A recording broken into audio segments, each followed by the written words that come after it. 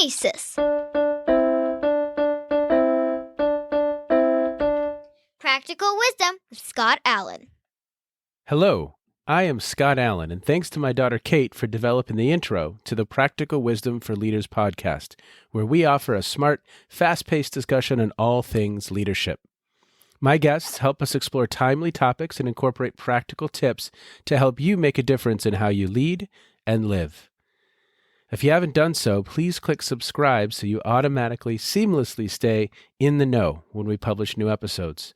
Likewise, please provide me with feedback. What do you like? What do you dislike? And what else would you like to know? And now, today's show. Today on Phronesis, we are continuing our conversations with people who are involved in the collegiate leadership competition. So I have Allison White, Ashley Lee, and Meg Yu Ren. Allison White is a third-year university student pursuing an honors in business administration degree at the Ivey Business School. She got involved with Leadership and Academic Mentorship Program, LAMP, at Western as a first-year committee member in 2018-2019, and she's remained involved as a leadership chair in 2019-2020. And she's a leadership student coordinator in 2020 and 2021. So you're going to get the picture here. At Western, they have a lot going on, and it's really, really cool. Ashley is a third-year student. She's a neuroscience major at Western. She's been involved with the mentorship and campus leadership throughout her undergraduate career and is currently serving as the LAMP leadership student coordinator as well. And Meg began her career as a high school teacher and eventually found her way into student affairs at Western University. She works with students to develop their own leadership. She has her own podcast. We'll hear about that a little bit later. Thank you, everybody, so much for being here. Allison, maybe share a little bit more about you. What blanks could you fill in? Yeah, so I've always really liked leadership. In high school, I used to go to leadership camps. I was involved with student council, and they would send us to do these 3-day retreats. They were very fun. We got to do many different things. We go kayaking, we do high ropes, and all of it had the goal of working towards building a better team and being better leaders so that we could bring that back and apply it in high school. So I always really liked that, even in high school and as a child. So coming to Western, I naturally looked for leadership opportunities. That's how I ended up with LAMP, and I really enjoy it and have stayed with it ever since.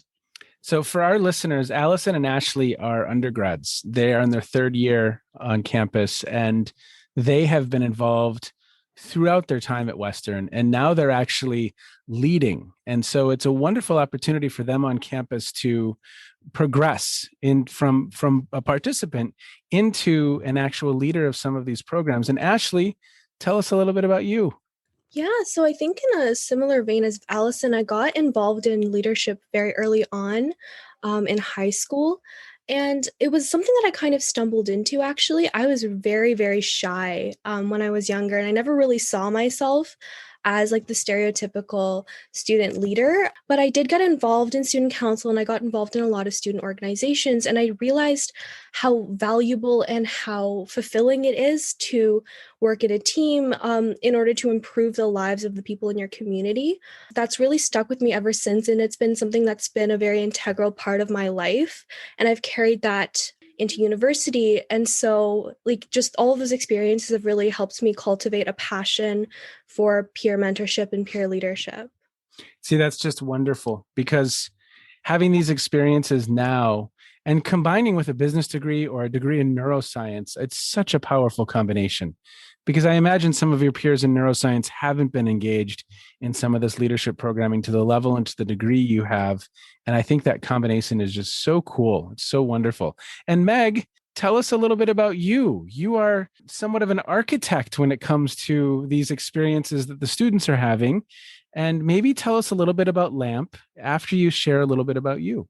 Sure. Happy to, Scott. Thank you for having us on as well, because it's such a joy, and truthfully, I consider myself kind of a supporting actor to Allison and Ashley, because they're the ones who have done the bulk of the work and the initiative here at Western. But I digress anyways. So yeah, my career began in education. So I started as a high school teacher, and I realized within a couple months that I didn't want to be a high school teacher, but I did it for 3 years because I needed a job. And then eventually, like so many people, I found myself in student affairs. I found myself wanting to work with students, but I didn't want to teach them full time. Nice. So I changed and I sort of pivoted my career, and it's been an absolute joy. I think it's my niche and my market. I love working with students. I love getting to take ideas and watch them run with it and consider myself sort of a mentor behind the scenes. So I did just complete, I have to give a plug to my own education, that I did complete my master's in education and educational leadership. So I did some theory and development because I obviously really like this topic. But you and I met, Scott, a few years ago at a CLC challenge here in Ontario, in Canada. Yeah. And when I did it, I thought, this is fantastic. I need to bring this back to my own campus. So I stole your ideas and said, I need to give an opportunity for Western students to do this leadership development, because I really was on board with this idea of taking students, putting it into action and having a chance to really develop themselves. I just saw the transformation myself and was committed. So I brought back this idea to my own campus and thought, how can we take leadership development? How can we take the curriculum? So we worked alongside you to have Western, to have a team. And really it was Allison and Ashley, my student leaders, who took this idea and then paired it into this last year, right? Which has been entirely virtual. How do we make leadership development over a year where we haven't physically been in the same space with each other since last spring? I think was the last date that we were all together. So yeah, that's a little bit about us and our program and some of the work that we're doing, trying to do leadership development in a more robust way, in a different way, in an innovative way. I think that's sort of the motivation here. I love it. I love it. Well, and Allison and Ashley, I think, well, the three of us were on a phone call probably a couple months back, and all of you were sharing with me some of how it works at Western.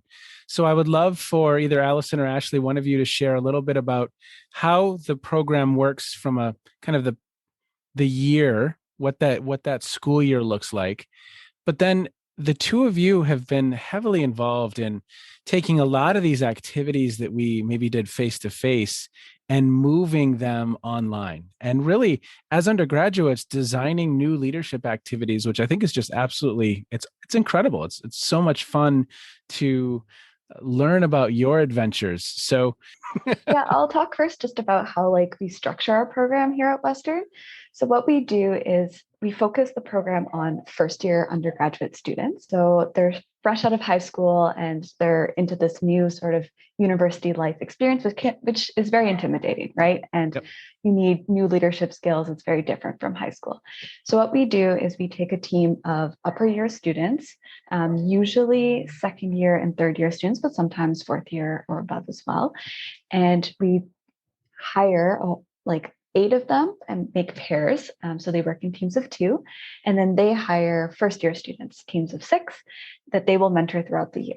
Yeah. The first semester, we focus on teaching the CLC curriculum and just getting them to practice. We also add opportunities. We have this thing called an LC squared. So the leadership chair life chat. So LC squared, where the leadership chairs get to plan something that's very relevant in leadership and very helpful to the first years, things around mental health. This year we had someone do journaling, that kind of thing. Yeah. And the first semester is really focused on that. Second semester, we get into competition mode and we start practicing some of the CLC past activities. We have a mini competition usually at the end of first semester to sort of transition over into the second semester. And then, of course, in February, once the competitions start, our teams all compete up until the last one, where we send our last team or our best performing team to represent Western in the overall CLC. Yes, and that's this weekend. I'm feeling anxious. It's exciting. We're super excited for our team. I'm feeling anxious. Well, and Ashley, as you all have moved some of these activities from an analog in-person domain to a digital space, talk a little bit about that. What are some themes you've noticed in moving these activities to an online space? And then maybe with the three of us, we get into this conversation about building teams when we're remote. It was definitely an adventure this year. I think Allison and I got just a little taste of what you do on a much larger scale for the CLC, of trying to adapt and create activities that are going to work for the teams, and also just taking all of the logistical considerations in mind. I think we were really lucky in that we had the last year's in-person activities and also the activities that you provided us with as a base. But definitely we we had to change a lot of things just given the limitations, because I think so much of team building and so much of these typical leadership activities is so heavily based on everyone being in person and being able to physically collaborate. And I do Yes. think that, things like that we typically think of when we do at leadership camps, like human knots, or, last year where we built a Pringle ring, it's so challenging to try and capture that camaraderie and that teamwork virtually, but I think we've definitely taken advantage of all of the technology at our disposal.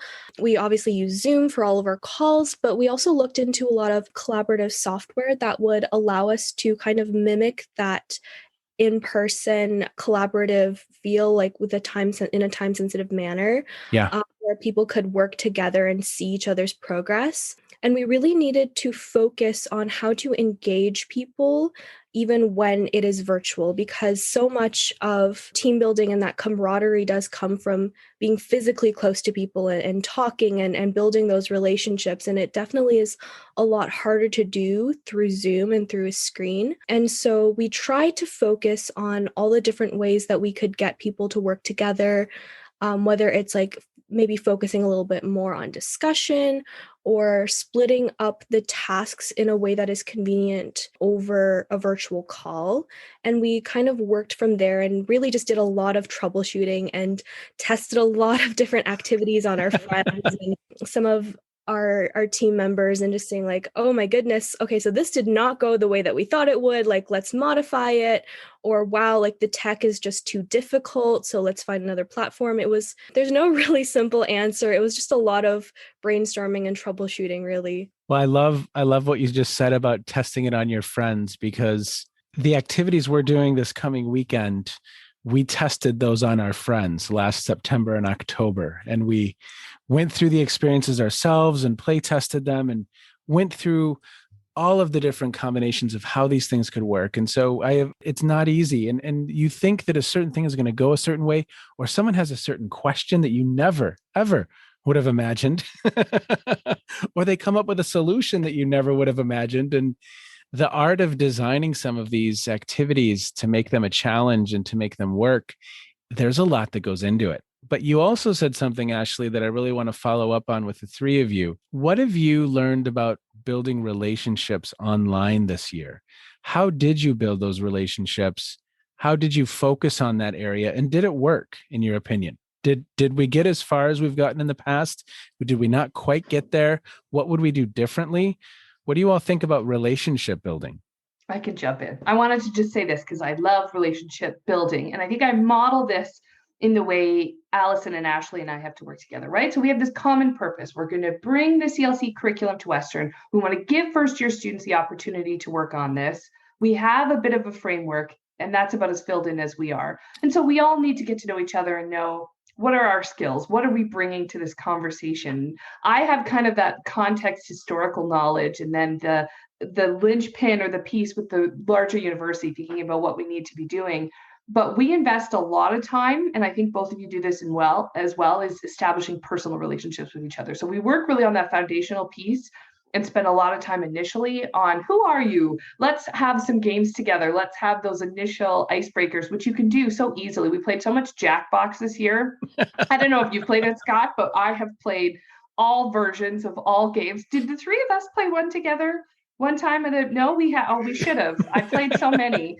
And became such an amateur at it, but any kind of games or activities to help that camaraderie spirit. And we spend a lot of time in a meeting, rather than jumping in the usual platitudes. I think this is something you need in digital engagement communities, rather than, how is everybody? We're good? Okay. And we move on. You spend time being like, Ashley, you're from Niagara Falls. I'm going to be heading there. What do I need to know? Or Allison, tell me about this intense HBA camp you're going to, which is a thing that Allison is doing. If we get a chance to talk about it, this insane sounding leadership opportunity that she's doing for school, I will let her explain. But you have time to build those connections. And I think if you're talking about working with a team, you cannot underscore the importance of chit chat, discussion, team building, bonding, getting to know each other, because it's from there everything else flows. Yes. Yes. Well, and Allison and Ashley, you are building relationships not only with your coaches, but then helping set them up to build relationships with their teams. Allison, what do you think? Yeah, I just wanted to touch on something I think is a little bit of a myth, if you will. It's the breakout room and the power of the breakout. So for the breakout rooms, I know that what I've seen a lot in a lot of the activities I've been involved with this year is just, oh, let's use as many breakout rooms as we can. Let's always put people in breakout rooms. And breakout rooms are great. And they are a good way to like allow people to get to know each other and chat and that kind of thing, right? But they're not the end all be all, the amazing thing that people seem to think that they are. So one thing that Ashley and I focused on a lot is we have 8 LCs, right? 8 leadership chairs. And so when we have our regular meetings with them, there's like 10 of us in the Zoom call. And that's a lot of people, right? And then we would often use breakout rooms to like work on something or etc. We did like our team reveals through breakout rooms and that kind of thing. But we're very strategic about them. Like oftentimes we wouldn't do random breakout rooms, particularly not at first. And we encouraged our LCs to do the same with their teams, like place people strategically who you think will get along well, because it's really intimidating when you show up to a breakout room and you just have like 3 strangers you're meant to talk with and you don't relate on anything at all at the start. Because you have to remember, like in person, people will be able to sit next to the person they choose to sit next to. They'll be able to gravitate towards someone that they found interesting or that they might have an interesting conversation with, right? Yeah. Breakout rooms, often it's just like, we've put random people together. Good luck. So I think that's really key. We also did a like social event and we used breakout rooms a lot there too. Some of them were random, but we always gave them a prompt that was sort of a good way, an easy, safe way for them to start to get to know each other, not jumping in with deep prompts like tell us about your biggest fear. No, that was like for breakout rooms that people already knew each other and they'd feel comfortable. We started with silly things. I think we were having a debate about whether it's a hot dog, a taco, or a sandwich, those kinds of things, just to get the like conversation going. But no one has to feel very vulnerable because it's not a very serious argument or conversation. I just wanted to mention that about breakout rooms and how we use those. I love it. What else from a relationship building standpoint? And did it work? Ashley, what do you think? Did it work? In Allison and I's opinion, we thought that the year went really well and we were able to forge some really strong connections with our coaches. And I know we've gotten kind of the same feedback from our first year teams. I think it's really important relationally to almost remember that you can't approach social interaction with even like the same mindset as you would in person sometimes. I know like myself and a lot of my peers have experienced this year where I think there's just so much more social anxiety and so much more self-consciousness this year, especially with like COVID and not interacting with people as often and also just like online. It's so easy to feel attached and self-conscious. And so I think you just always need to go that extra step when you're trying to help a team bond and help a team build relationships, in the sense that like maybe in person you could just like Allison was saying, like you could just toss like say like, okay, you two go off and talk. And because they're next to each other, it's so much easier. But you just have to, I guess, like give them that extra prompt, give them that extra segue into a conversation that they might be able to relate to, turn up the energy and just be that extra 20% more cheerful and more energetic than you might need to be in person, because I think we need to overcome some of those limitations in Zoom. So you do need to kind of overcompensate a little bit to promote that feeling of closeness and to help people feel more comfortable with each other. I mean, there's missed opportunities in this new domain, which might even be just, I'm going to go grab a cup of coffee and do you want to come with? Or we're walking into the building together and we're just having 2 minutes of chit chat while we get to the meeting, or we finish up and we're walking back in the same direction. All of those are, not possibilities necessarily in this domain, but it is an interesting puzzle. Can we still build that sense of team? Will Western's team on Saturday, when we have the competition, at the end, will they feel like they worked as a team? Will they feel like they got to know one another? And I can't wait to see the results. Meg, what do you think? Do you think? It makes me think of March Madness, Scott. This is the CLC. We'll shift it into March, and then we'll see if your bracket wins. I have to say my competitive spirit, which isn't overwhelmingly strong, I really want Western to win this thing so badly, because I've just seen how much work has been happening in the last 2 years to really refine. We've got 8 months. How do we prepare students to be in the pressure cooker situation and to deliver and to remember these concepts we've taught and get to apply it? Yeah. So we'll see if they can bring that energy and that determination and the skills that they've put into action, and can they actually translate it into a win in real time. But isn't that one of the strengths of it, right? Is that you learn a framework for leadership rather than sitting and having this information and integrating it in. I mean, if you do leadership development theories, which sadly I did do for my master's, there are so many, even the terms. Is it transformative leadership, transformational leadership? Two totally different things. So when you study leadership development theory, it's so diverse, but what better way to learn basic models of how you're going to come at problems, or how you're going to tackle scenarios, or how you're going to structure your team's effort to achieving something and get to measure it through a rubric and through the actual skill itself. So I'm really hoping Western brings it home, but regardless of how they do, I will say this, I will be proud of them. I want them to know that I am a big fan of all of the work that the team has done. But yeah, I am hoping for a win. Well, it's interesting because I think I came across an article, or actually it was a book in my Ph.D. program. It was called Learning in Adulthood. And it was by two women, Miriam and Baumgartner, Miriam and Caffarella. They added Baumgartner a little bit later as an author. But in this book, there's this beautiful visual. And this is how much of a geek I am, because I'm about to tell you about a beautiful visual of different learning theories. But basically, they highlighted 5 basic orientations to learning. So you have cognitivism, which is learning the stuff and all of the mental processing that we do. There was behaviorism, which is the skill building in that developmental space. Humanism, kind of that personal growth domain, my identity, my values, that whole humanistic perspective. And then there was the social cognitive, which is learning from peers or from mentors, and constructivist, which is experiential, learning from experience. So if we want to create a world-class pilot, we probably need an individual with the knowledge, the skills, the mentors, the experience, and hopefully they know themselves. Same thing with a surgeon. And we need to do all of those types of learning to facilitate the growth. And as we designed CLC, we really had those 5 domains in mind. We want people to know some of the content, not a whole bunch of things, but at least 60 or 70 things about leadership. So there's some informed behavior going on. We want to develop skill. Can we engage in this problem-solving model, have this difficult conversation? Can we choose a leadership style? We wanted people to learn about themselves and get to know what it is they value and how they personally experience challenge and frustration and struggle. And then the coach, all of you are serving as mentors and guides in that process. And then that experience, right? So if we can combine all 5 of those, or a domain or dimension of all 5 of those, because we can't go too deep in any one of those, but maybe we provide a little bit of a different type of leadership development experience.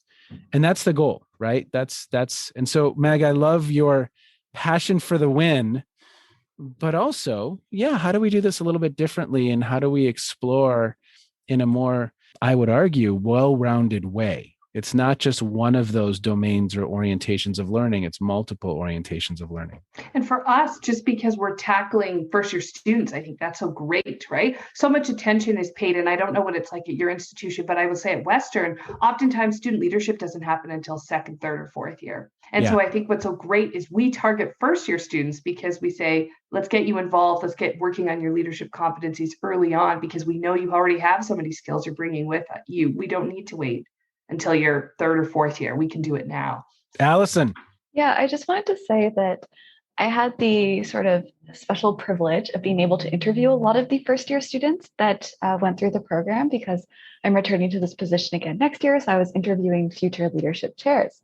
And it's really amazing how all of them, every single one that interviewed, they didn't seem very fixated on the end goal. Like, as much as we want Western to go on and win, and like that's a really amazing goal and something that we're definitely rooting for, it was really cool to see that the program had a much deeper impact. Yep. Even the teams that were maybe a little bit lower scoring and knew they didn't have a chance to like actually make it or be the team to represent Western, they were still so passionate about it. They talked about their mentors really positively, mentors that they've never met in person. Yes. So I think it's really cool how that was possible. But then also they had so much passion about wanting to carry it forward and be able to do the mentor first years next year so they could have the same experience. So the CLC curriculum, in a way, last year we also applied it and used it, but it was our first year doing that in LAMP. And we sort of, I would say, missed the boat a little bit in the sense that we were very much focused on the competition. Yeah. And the teams that didn't get to represent Western felt very unsatisfied and very disappointed when they learned that. This year, it's like a complete, 180. It's completely different. It was really interesting how we were able to do that even in the online landscape. So, well, the competition is really just an excuse to get people together and have them practice. Shh, don't tell anyone that. But I love the competition as well. I think it's fun and it's interesting. But how do we create a practice field where, again, we can engage in some concepts, but then explore those concepts in kind of a semi-stressful, real situation. Of course, it's not real. It's somewhat manufactured still, but we're getting out of our head a little bit. It's not a case study. It's not a discussion. It's an activity. And there's others engaged in this activity, and stress is a little bit heightened, and we need to put these concepts into action. There are flotation devices, and can we use them? And so it's a different approach. It's a different experience, but I'm so happy to hear that, Allison, that you had those individuals who are passionate about giving back and staying engaged and staying involved and creating that experience for others. I know we are a little bit short on time. I would love to close out our time today with just a quick, what have you been reading that has caught your eye, or streaming or listening to or watching that's caught your eye in the last few months? Meg. It's a tough question. Yeah, go to me. All right. I'll tell you what I've been listening to. Well, I talked about this with you a little bit, I think, that I've been listening to my own podcast a little bit because I also edit it. Yes. So I appreciate whoever's going to edit this. I don't know if it's you, Scott, or someone else. It's you. Okay, Scott, I appreciate your editing ability because I know what it's like to listen to it and have to snip sound bites out. But I turned 40 in 2020. What a year to turn 40 in. Yes. You're in lockdown. I turned 40. And so a girlfriend and I decided to make a list of 40 things we wanted to do in our 40th year to make turning 40 exciting. And then the more we did this and we talked to other people, the more they were like, that's great. I should do that. And so we decided during lockdown to start a podcast because we like to talk. And really, if you like to talk, it's great. You've got a computer, you've got a podcast. So way you go. And you meet cool people like all of you, right? Isn't that so much fun? Yes. And for me too, we've been involving, I don't know if you've ever done it with a family member, but interviewing your family member about something you're doing that's you're passionate about is lovely because you learn all these parts of them that you didn't realize existed. Yeah. But I've been doing that in terms of what I've been listening to or watching. I'm in a book club. I don't know, shout out to anybody who's doing book clubs because they're lovely ways of reading different things. But we've started Untamed by Glennon Doyle. I'm all about female empowerment lately, all about this idea as an aging person and as a woman and as a mother. Where does my leadership intersect? I'm really interested in this topic. So nice. I'm reading Untamed and learning about what role women have to play. It's an interesting take on leadership development, kind of in a less formal way, but that one's really been resonating with me lately. And I've been sort of thinking about that lens a lot. Awesome. And I will put a link to your podcast in the show notes. Thank you. So that people can find that. That's a wonderful idea. And the family members, I love it. I should interview my children and see what they think about leadership. I'll ask them, who's the better leader, mom or dad? Don't ask that question and record it. Nope, that's not fair. I already know the answer to that one. That's mom. Allison, what have you been looking into? Yeah, mine is going to sound way less academic and professional, but I do watch a lot of YouTube. And one of the YouTubers I like to watch is called Simply Nail Logical. She does like crazy videos and like all kinds of things. She used to be more focused on nail art itself, but she started a podcast sometime last year, if I'm not mistaken, and it's really interesting. So just she talks about things that she wouldn't normally talk about on the channel, and it gives you like an inside look at like how YouTubers can be real people. In her case, she's a Canadian YouTuber. She also works as a crime statistician, whatever. Statistician. Yeah, for the government, the Canadian government. And she holds her day job at the same time as she runs her YouTube channel. So she'll talk about things like sponsorships, how much money do you actually make on YouTube compared to like a day job, and all kinds of topics that are heavier. Some are lighter, but some are heavier. And I just think it's really interesting to see sort of YouTubers and influencers come out and talk on a different lens about this clout that they have and this basically influence that they have over other people. So I highly recommend the podcast. It's called Simply Podlogical. And isn't that such a fascinating space, the whole influencer domain, right? My son was watching, I think the first time it came on my radar, there was a young man opening Pokemon cards. And that was the YouTube video. And I was like, wow, this is a thing. But it's grown, it's flourished, it's interesting. It's a very, very fascinating space. So I will put that in the show notes as well. Thank you, Allison. And Ashley. I think for me, I've been reading this book called The Righteous Mind by Jonathan Haidt. I don't know if anyone's heard of it. I think it's becoming a lot more popular, but it's basically a book written by a social psychologist talking about the psychology and the sociology behind why we're divided by politics and religion and all of these different attitudes that we have. And he goes into like the evolutionary psychology behind why we form group attitudes and why there is discrimination and all of these things, but also takes a very realistic approach to talk about how to overcome these divides.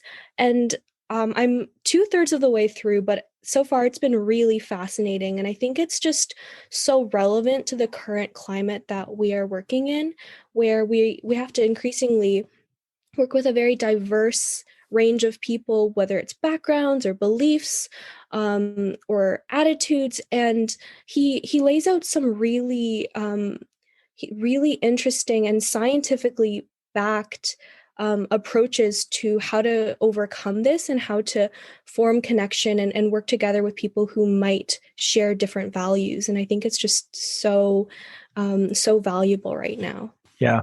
Oh, for sure.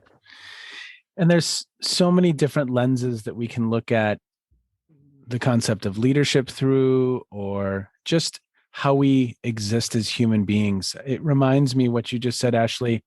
There was a book a few years ago that was popular called Sapiens.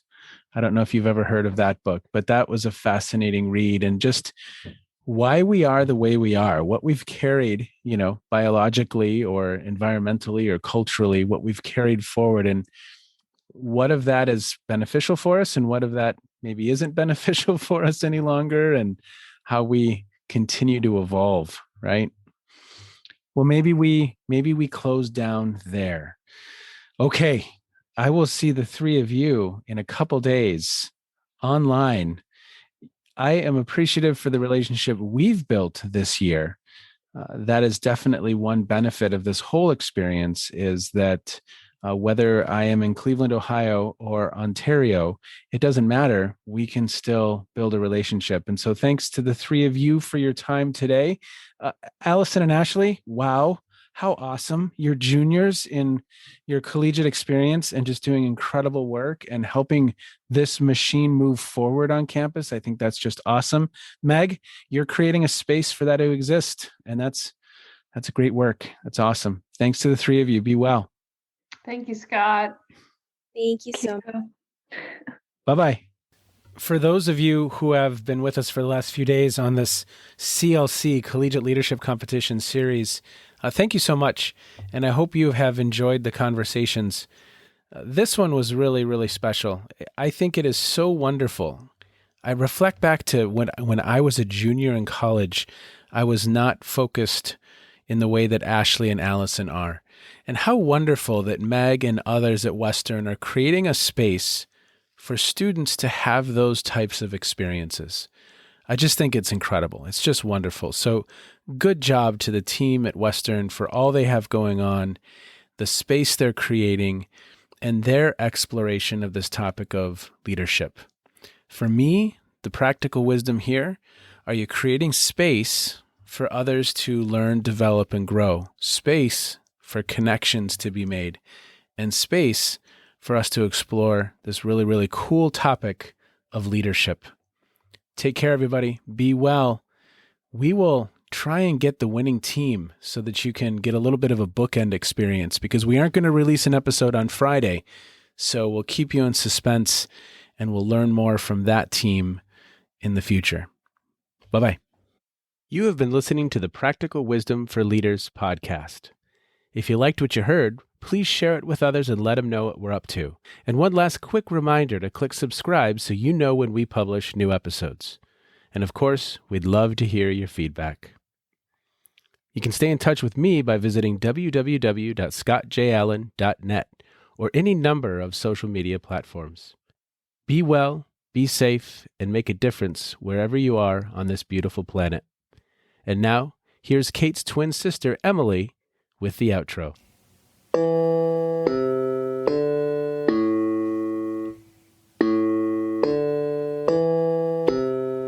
You've been listening to Phronesis, Practical Wisdom with Scott Allen.